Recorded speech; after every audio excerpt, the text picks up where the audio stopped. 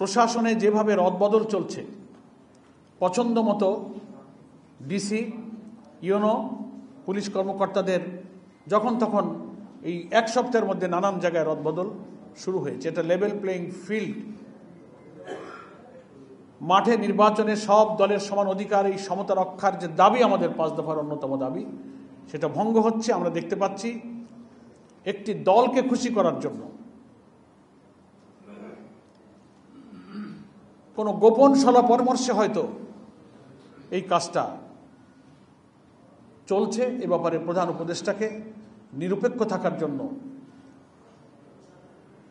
আমরা আহ্বান জানাচ্ছি। তিনি প্রতিশ্রুতি দিয়েছিলেন যে সব ব্যাপারে আমি নিরপেক্ষ থাকব, এগুলো আমার দায়িত্ব, আমি দেখব। কিন্তু তিনি কি কোনো একটি বিশেষ দলের রাজনৈতিক প্রভাবের কাছে অসহায় বোধ করছেন? তাহলে জাতির কাছে তিনি হেড অব দি গভর্নমেন্ট, ঐক্যমত্য কমিশনার প্রধান হিসেবে তিনি জাতির কাছে তার কথা বলতে পারেন, জাতি তাকে সহযোগিতা করতে প্রস্তুত আছে। কিন্তু আমরা চাইব নির্বাচনে যেন লেভেল প্লেইং ফিল্ডটা বজায় থাকে। সম্মানিত সাংবাদিক বন্ধুগণ, আমাদের আজকের 8 দলের শীর্ষ নেতৃবৃন্দের আলোচনায় এটাও এসেছে যে আমাদের যে দাবিগুলো এখনো পূরণ হয়নি, আংশিক পূরণ হয়েছে, সেই দাবির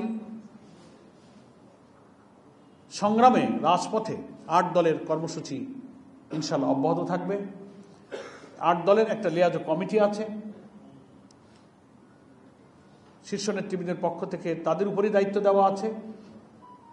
এই সব দাবিতে পরবর্তী কর্মসূচি স্থির করা এবং ঘোষণা করার দায়িত্ব 8 দলের শীর্ষ নেতৃবৃন্দের পক্ষ থেকে 8 দলের লিয়াজ কমিটি পরবর্তী বৈঠকে বসে সেই কর্মসূচিগুলো আলোচনা করবেন এবং তারা ঘোষণা করবেন।